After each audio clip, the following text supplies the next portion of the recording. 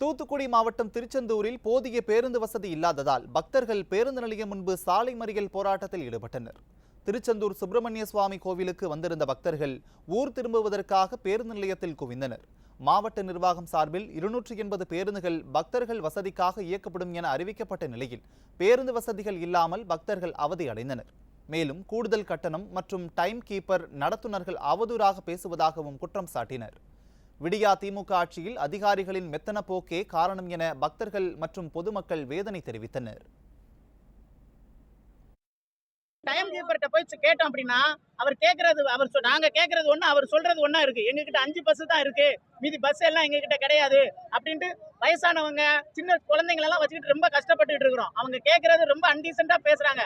அதுலயும் ஒரு டிரைவர் சொல்றாரு 50,000 எங்களுக்கு இன்னைக்கு என்னது டார்கெட்டு, நாங்க அதை பிரிக்கணும், எங்களுக்கு நீங்க அதை கொடுத்தீங்கன்னா 1300 ரூபாய் கேட்கிறாரு டிக்கெட். மதுரையில கொண்டு போய் இறக்கி விடுறதுக்கு ஒரு டிரைவர்.